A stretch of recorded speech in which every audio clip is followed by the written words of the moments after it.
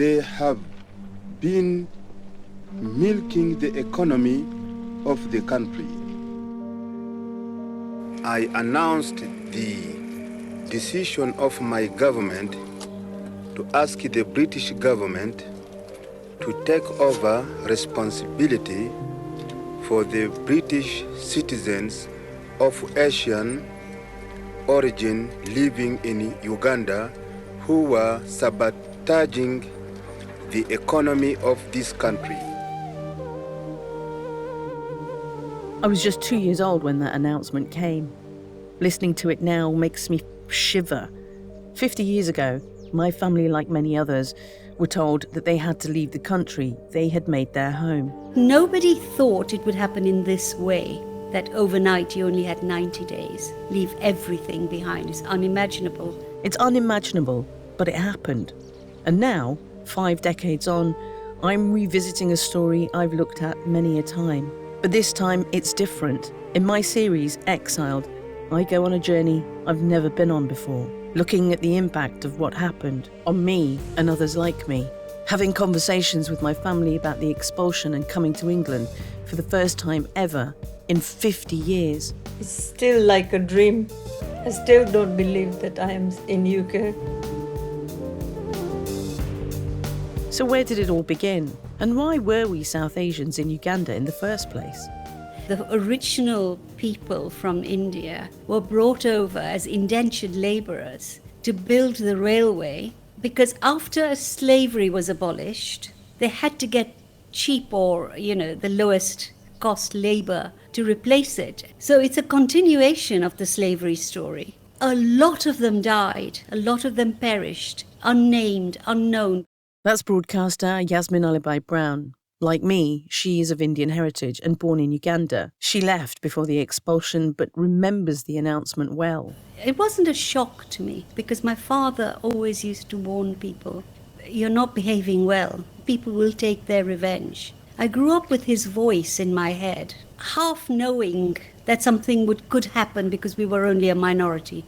And we know what happens to minorities throughout history, throughout the world. Friends of mine, some of them never mentally recovered. One of my closest friends at university never recovered. She became so damaged emotionally and mentally, being herded like that. She just got married. They took her jewelry. The soldiers took all her jewelry. It was a really hard time. I still find it hard to believe that it actually happened. It changed everything, my entire life.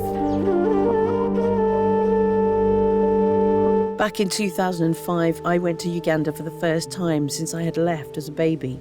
It was an emotional time. I had just lost my father. I can't imagine. I used to live here. My family used to live here from 1964 to 1972. Maybe where your brothers and sisters used to play. They would love to be here right now. Yes. I'm sure they would have loved to see it. And my father would have absolutely loved it. Absolutely loved it. That's part of a BBC documentary I made on my visit. What I realised when I went there was I had been living with a romanticised, rose-tinted version of things.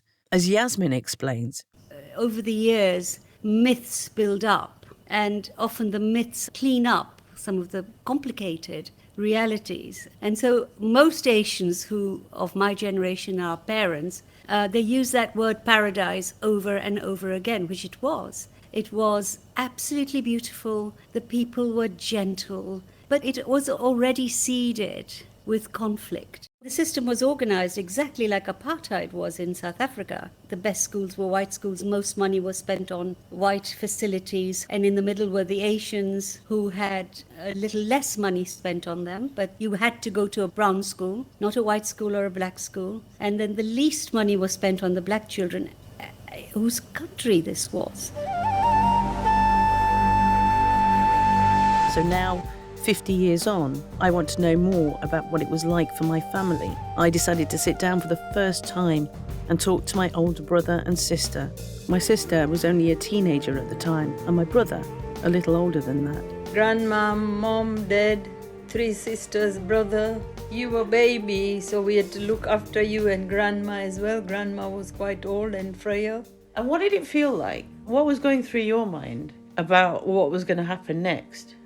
We didn't know what was going to happen next. We knew we were going to UK next, but then we didn't know how we will settle there. I was teenager and worrying that we are leaving. Can you remember going to the camp? Yes, after we landed in UK, so many people at the airport, and then we were told that they'll take us to Devon in Honiton. What can you remember, Suresh, about the camp itself? What was it like when you arrived? It was quite interesting because we never been in such sort of atmosphere before. The setup of the camp, was quite different. There was sort of a number of huts. Our hut number was 36. Next day, we were taken to the charity shop where we were given warm clothes. People were queuing for coats and knitwear and jumpers because we did need a coat. We didn't bring a coat from Uganda, so... Talking to them about coming here for the first time makes me feel quite sad. It's something I've never really taken notice of. And so how long were we in the camp for? 2 months. At that time, we felt bad and we were really missing Uganda. Can you believe that actually happened? No, it's still like a dream. Did Mum or Dad work when they came? No, because Dad had few health problems and Mum was looking after Grandma and they were looking after my young sister. Yeah, me. So how did we get money? Brother used to work, I got a job. I do regret not studying further, but I didn't have a chance, so I got a job. Did you ever have a dream of doing something before we came here? Yes, I did. Further studies, find a good job in the office. I ended up working in a biscuit factory. Hearing what they did to make sure the family was okay, the sacrifices they made for me, I feel grateful. It's something I know I've taken for granted.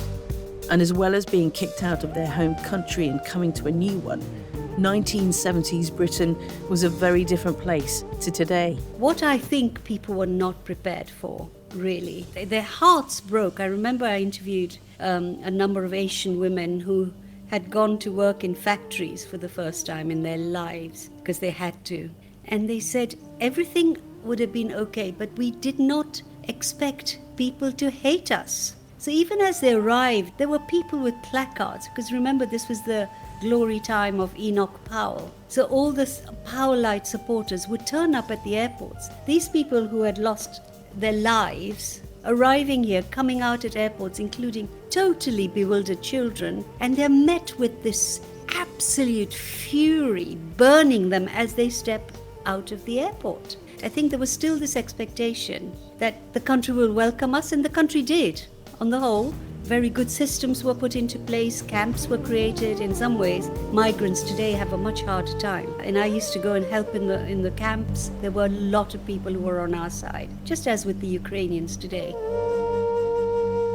Exiled, a journey with me, Rupal Rajani. Stories of Ugandan Asians 50 years on.